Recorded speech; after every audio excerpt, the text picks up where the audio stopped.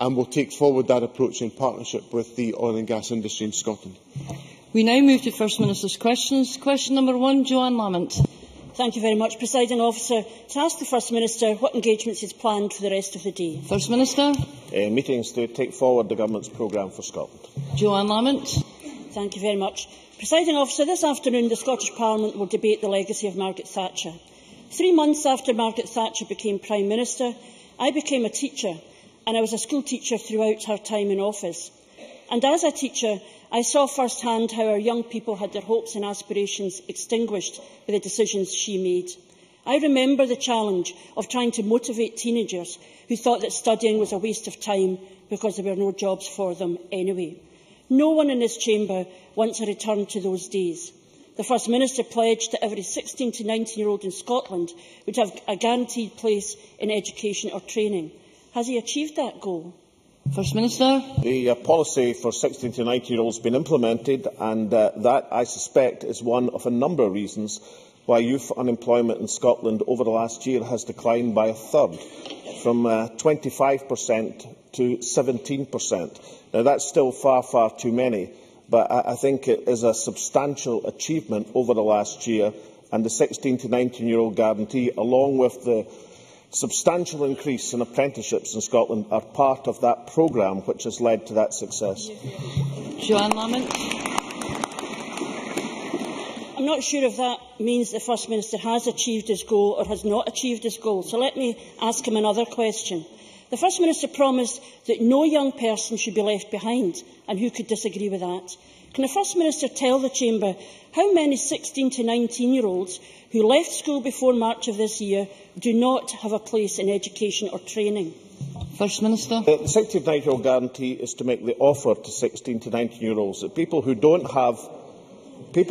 well, I think Labour MSPs should reflect on what is happening elsewhere in terms of the UK Government, in terms of what's happening to young people who are being forced to work for no wages whatsoever.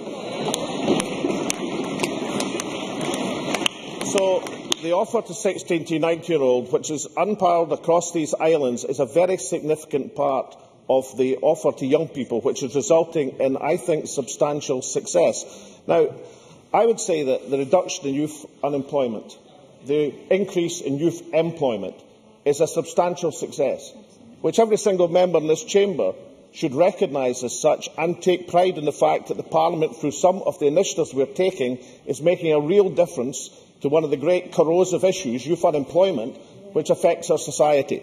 Now, you can say, yes, there are still far too many young people unemployed. Of course there are. But not to recognise that a reduction of that extent in a single year certainly has something to do with the initiatives taken by this Parliament in the 60 or 70% increase in apprenticeships in Scotland, in the youth training guarantee for 16 to 19-year-olds, I think is to deny the reality that significant moves made by this Government and this Parliament are resulting in benefits to the young people of Scotland. Well, first of all, and depressingly, we know that if the figures had gone in the other direction, the First Minister would not have taken responsibility for bad news. He would not have taken responsibility for bad news. The second point, and a very serious point, and I'm thinking again about these young people that I taught in the 80s, long-term youth unemployment in Scotland is disproportionately higher than the rest of the United Kingdom, which is why this issue of the offer, not guarantee now, to 16 to 19-year-olds is so important. The First Minister doesn't seem to know the answer to the question I asked. But can I tell him that in private he does know? Because under freedom of information we have established that Skills Development Scotland has identified more than 7,000 school leavers who are known to be looking for a job or training but have yet to find a place. But it is worse than that. They have also admitted that they have lost more than 17,000 school leavers. They don't know what 17,000 school leavers are doing or where they are. And if you don't know where they are, how do you prevent them and protect them from becoming the long-term unemployed that we know suffered over the last year? So in that context, What are the First Minister's pledges worth when a guarantee now has become an offer, and an offer that has not been delivered? First Minister. All right. The employment rate of 16 to 24-year-olds in Scotland is now 56.7%. That compares with a UK of 49.7%. The unemployment rate is 16.1%, which compares with the UK level of 20.6%. The economic inactivity level is 32%, compared with the UK of 37%. By any standard whatsoever, that is a substantial success against the most difficult economic climate. Joanne Lamont says that we take the credit for that. I think when you hugely increase the number of apprenticeships, when you make the offer to 16 to 19-year-olds, then this Parliament is entitled to take satisfaction in the substantial improvement in the situation facing young people in Scotland. And just to reflect, what I can tell her in terms of the destination of people leaving school, which we have measured and measured exactly over the last few years, we now know that in the destination of people leaving school for 2011-2012, 89.9% of youngsters go to a positive destination. That compares, not during the recession times, with 2006-2007 of 86.6%. So just reflect for a second what that means. Not only has there been over the last year a substantial improvement in young people getting jobs, getting apprenticeships, getting a good start in life after the recession, but the destinations of our school leavers are more positive for more youngsters than they were in the good times when the Labour Party were in charge in this Parliament. So, by any level, by any measurement, can Joanne Lamont not find it within herself to say, look, something really important is happening here. Perhaps we should follow the apprenticeship programme, which is proving such success. Perhaps this youth guarantee has something to be said for it in helping young people who are having the tough end of life. And isn't there something for this entire Parliament to welcome in the demonstration that effective action can't solve every problem, but has resulted in a substantial improvement which is affecting the lives and welfare of tens of thousands of young people in Scotland? Joanne Lamont. It is interesting that the First Minister can find lots and lots and lots of figures to trade with me, but he can't answer the question about the 7,000 young people without education or training and the 17,000 people that we don't even know where they are. Now, one of the lessons of reflecting this week, one of the lessons I learned in the 80s as a school teacher, that when politicians talk to each other and trade figures, they ignore the reality of what was happening to communities across Scotland. We cannot allow that to happen again. And I ask the First Minister not to trade figures about the bits that he's happy with, but to listen and think about what his own agency is saying of what's happening to some of our young people. Because we know that 1 in every 6 school leaver is either out of work or training, or we don't even know what their status is. And the problem is for this government, it starts with a slogan, but then it cuts the career officers, it cuts college places, and then denies the truth.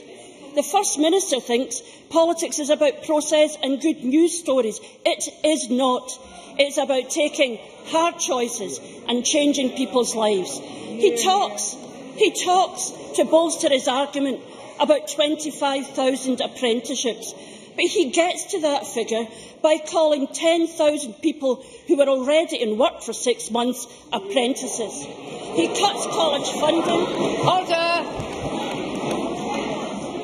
I am asking the First Minister to think about doing the hard stuff. He cuts college funding, but tells the Parliament it's going up. And now we know what he knew, that there are 17,000 school leavers who have simply disappeared, according to the government. Please, in this week of all weeks, will the First Minister learn that lesson, put down the slogans and start doing his job? First Minister. I know that Joanne Lamont doesn't like these figures, but perhaps she just reflect on the fact that I just gave her the figure for school leavers reaching positive destinations, something that we have now identified exactly. And what it shows is not just a recovery since the recession, but also better than when Labour were in power. But during that question, there was something Joanne Lamont said which was particularly interesting. She said, or tried to suggest, that the reason that the 16,000 to almost 26,000 apprenticeships wasn't a real figure is because the percentage of people in work for 6 months was high. The percentage of apprenticeships going to people in work for 6 months is lower than it was when the Labour Party were in office. In other words, there are more people now in the 26,000 than there was as a percentage when Labour Party were in office. So how on earth can that be presented as anything with a semblance of an argument?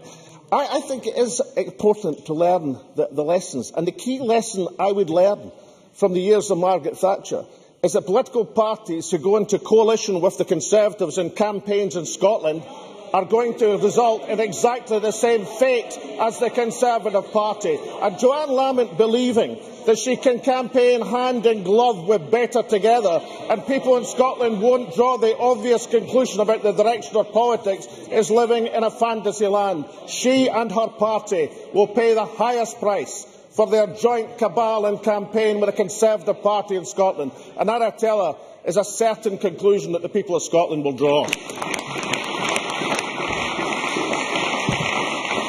Question number 2, Ruth Davidson. Thank you, Presiding Officer. To ask the First Minister when he will next meet the Secretary of State for Scotland. First Minister. Later today I will be meeting State Forward, the Government's programme for Scotland. Ruth Davidson. A few days ago, Sean McLaughlin was sentenced to 10 years for culpable homicide. A career criminal with more than 50 convictions, McLaughlin should have been in jail rather than being free to stab Robert Brown repeatedly in his girlfriend's house. McLaughlin had over a year still to serve of his most recent sentence, but had been released early under the Government's automatic early release scheme. The First Minister promised in both his 2007 and his 2011 manifestos to end automatic early release. Yet no legislation has come before this chamber and there is no hint that any is due. He could have put it in his Victims and Witnesses Bill that was published 2 months ago. Yet again, no sign of an end to automatic early release. If he had acted much earlier, Robert Brown could still be alive. Why is the First Minister refusing to fulfil the promises he has made to protect Scottish communities? First Minister.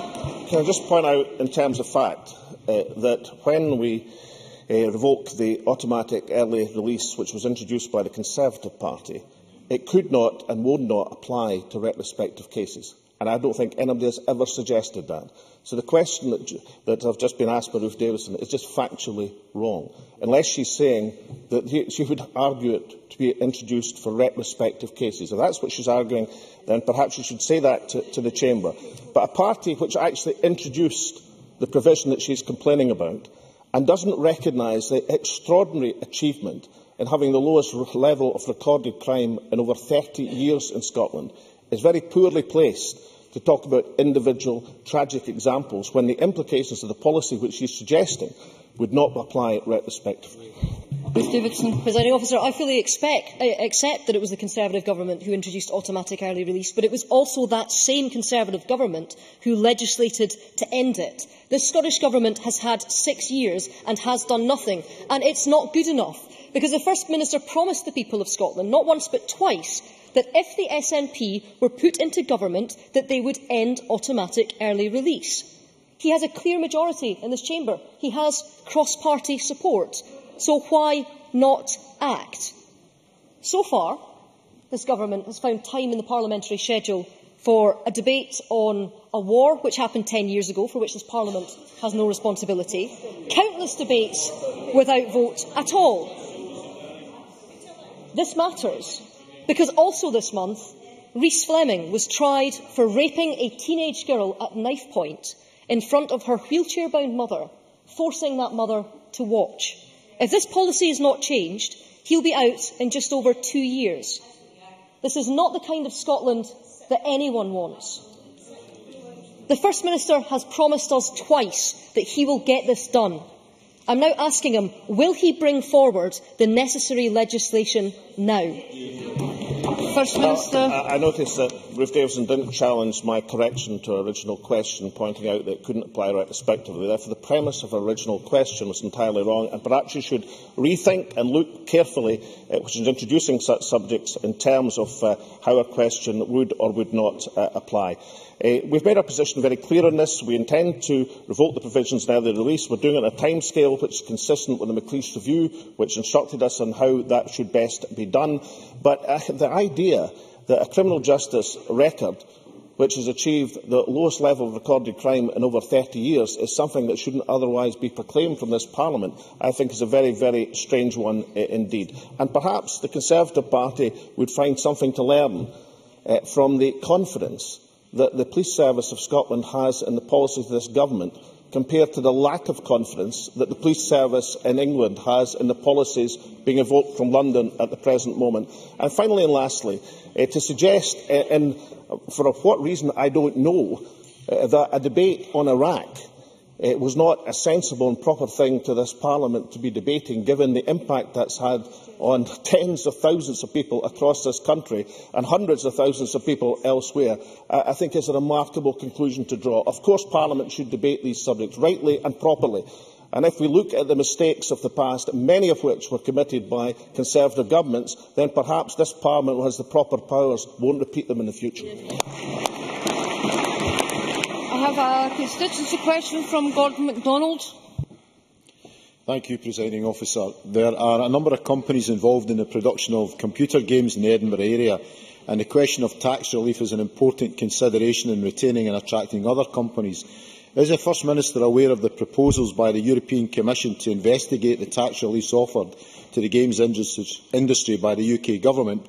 And does the First Minister agree that these reliefs are vital to support this dynamic sector? And will the Scottish Government make representations to both the UK Government and the Commission to ensure that these reliefs are not threatened?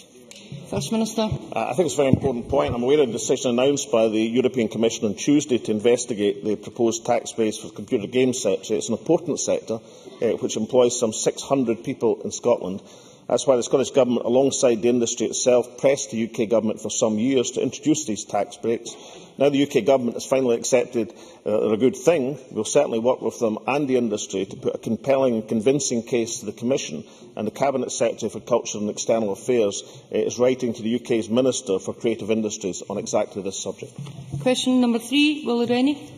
To ask the First Minister what issues will be discussed at the next meeting of the Cabinet. First Minister. Issues of importance to the people of Scotland. Will Rennie. I was pleased that the Children and Young People Bill published today expands provision for nursery education for 3- and 4-year-olds to roughly match that provided in England. But I was disappointed that 2-year-olds in Scotland will still be left behind. At this late stage, will he see sense and provide nursery education for 24,000 2-year-olds in Scotland? First Minister. Well, I welcome Willie Rennie's welcome for the bill, and I think to recognise the importance of the 600-hour commitment, having inherited, I think I remember right, in 2007, 412 hours. The 600-hour commitment is hugely important to families across Scotland. As gently as I could, I've chided Willie Rennie before about the reality of what's happening in England and Wales. I have a range of other quotes from experts in the field which suggest that there are serious questions to answer, and therefore I think it's important that as we move forward to providing this level of nursery and childcare provision, that we do so on a quality basis that makes a real difference to the lives of young people.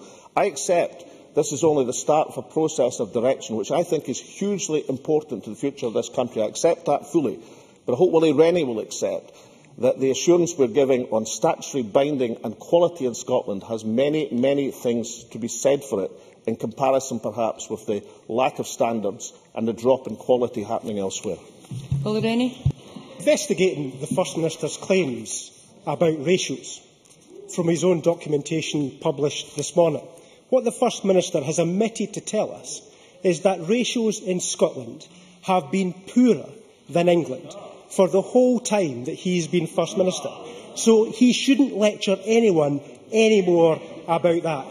The reality is that this week, thousands of parents across England are queuing up for 15 hours of nursery education for their 2-year-olds. Scottish parents and Scottish children are being denied this opportunity by this government. So rather than settling for this timid children's bill, will it be bold and match England on 2-year-olds? First Minister. I'm afraid Willie Rennie is being incomplete in his question. The Scottish ratio of 1 year and under is 1 to 3. That's the same as it was in England. That's moving to 1 to 4 in England, as Willie Rennie should know. Our ratio has been 1 to 5. The English ratio is moving to 1 to 6.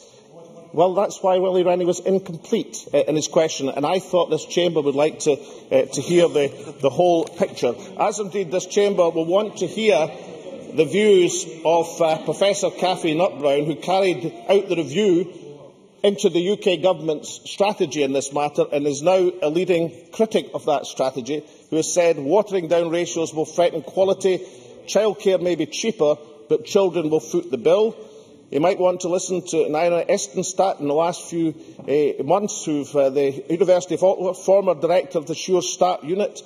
I do not think we have the quality in place to offer those that will make a difference. What we know from the evidence of the evaluation of the 2-year-old pilot was unless it was of high quality, it did not make a difference. I could give him a range of other quotations. Chief Executive of the Preschool Learning Alliance, Neil Leach: relaxing childcare ratios will be a recipe for disaster for children. The quality of provision will be lowered. There will be less one-to-one care. It will introduce additional child safety and child protection implications. Now, all I'm saying to Willie Rennie is, as we look at comparisons elsewhere, let's be aware of the deficiencies which are being examined and identified in the system which he is proclaiming by the experts in the field, including, of course, the lady who was in charge of the original proposal and suggestion to the UK Government in the first place. And let us see that there is sense in some of the actions we're taking in Scotland of giving the statutory binding guarantee of ensuring the quality and seeing the childcare nursery provisions as one of a range of measures, including the nurse planning partnerships for people and the family centres, which are designed to make sure that our early intervention is as good as we possibly can make it to ensure the future of our young people. Question number 4, John Mason. To ask the First Minister what assessment the Scottish Government has made of Scotland's public finances. First Minister. Well, last week Scotland's balance sheet was published. It provides analysis of public spending and tax receipts in Scotland since 1980 and shows Scotland in a relatively stronger financial position than that of the UK. For example, and just take one example, tax receipts per person have been higher in Scotland than the UK average for each and every one of the last 30 years. John Mason. First Minister for that answer. Yesterday's figures also showed that Scotland has higher employment and lower unemployment than the rest of the UK. Does he agree with me that the misguided economic policies of the UK Government are the greatest threat to this progress, and that having the fiscal levers of independence would allow us to build further on this progress? First Minister.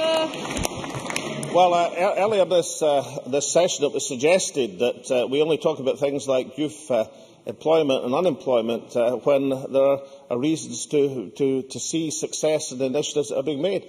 Can I say the only time I get asked about general employment and unemployment by the UK parties is when the Scottish figures are worse than that of the UK. And that was an absolute substantial bet that I wouldn't be asked about the general level of employment and unemployment, given the substantial success indicated by the figures this week. I do think that although recovery from recession is, of course, a substantial and exacting process, the largest rise in employment for 12 years is something which perhaps won't be regarded as a success by the unionist parties and coalition in this Parliament, but the people of Scotland will see that as part of the process of Scottish recovery. And I know a lot of people will see it as part of the argument for seeing all of the levers of economic control under the aegis of this Parliament, so as we can turn that improvement into a real and lasting recovery. Gavin Brown. Thank you, Presiding Officer. The First Minister published Scotland's balance sheet at the weekend, and in it states it does not consider wider liabilities. Can I ask the First Minister which wider liabilities have been ignored, and can he quantify them? Yes, or assets for that matter, because it's a balance sheet as opposed to a stock of assets and liabilities. The two things, one is a flow, one is a stock. Assets and liabilities. I hope that's an answer to the question. Question number 5, Elaine Murray. Thank you, Presiding Officer. To ask the First Minister what progress has been made on changes to the Edinburgh-Glasgow Improvement Programme. First Minister. Well, as Elaine Murray, I'm sure, knows, the Government is making record levels of investment in rail with the Edinburgh-Glasgow Improvement Programme are a key part of that record investment. We've already delivered new services on Edinburgh-Glasgow via Shorts Line, the new hourly Edinburgh-Glasgow via Carstairs service, the Haymarket North Tunnel electrification, of course, and Network Rail has recently confirmed, and this is a very important point for this chamber, that it remains confident the route will be electrified by December 2016 as planned. Elaine Murray. I thank the First Minister for his reply. He makes reference to Network Rail's claims. However, industry sources quoted in Scotland on Sunday of the 31st of March state that industry experts state that the first phase of Egypt may not be finished until 2019, 3 years later than he is claiming. So which estimate does the First Minister actually agree with? His Transport Ministers or the industry experts? First Minister. Elaine Murray was referring to the front page article on the 31st of March 2013, which is perhaps why David Simpson, the Network Rail Route Managing Director for Scotland, wrote to Scotland Sunday in his letter published on the 15th of April. That's later than the first article. Mr Simpson rejects the asserted delays and says that is not the view of Network Rail. We remain confident of completing the necessary electrification works and other related infrastructure projects between the two cities as planned for 2016. So I think, given that the gentleman took the trouble and time to write to Scotland on Sunday to make that correction, I do think Elaine Murray could have taken the courtesy of actually reading his letter. That would have been an improvement. But perhaps Elaine Murray would also like to reflect, because I know that some Labour sources seem to think that the regulated asset base borrowing from Network Rail somehow comes out of the sky and it's got nothing to do with the Scottish Government. Can I just point out that we finance the regulated asset-based borrowing? We finance it. Well, Elaine Murray says she knows that. Our Labour spokesman didn't seem to know it in the budget debate just a few weeks ago, and therefore it is significant. On a per capita basis, our investment is almost double the equivalent investment committed for 2014 to 2019 by the UK Government for England and Wales, £632 per capita compared to 326. And that means not just in terms of the improvements to the Edinburgh-Glasgow line electrifications, but the substantial improvements that have taken and are taking place across the country. That seems a great investment in the future of rail in Scotland. Question number 6, Liz Smith. What actions the Scottish Government will take to address the delay in implementing the third sector early intervention fund? First Minister. Well, this morning the Minister for Children and Young People announced the recipients of our £20 million investment in third sector early intervention fund. In addition, I can confirm that we'll be investing a further £10 million in strategic funding partnerships, bringing a total investment of £30 million over 2 years for 140 organisations that provide crucial support for Scotland's children and families. I can see Liz Smith smiling at that announcement, and no doubt in her press release she'll take the credit for forcing the government to make that announcement. But I know that she'll also reflect the fact that that represents an increase of £3 million in the value of previous funds, and given the financial strictures and rigours being imposed by our party colleagues in Westminster, that strikes me as a big success for the third sector early intervention fund. Liz Smith.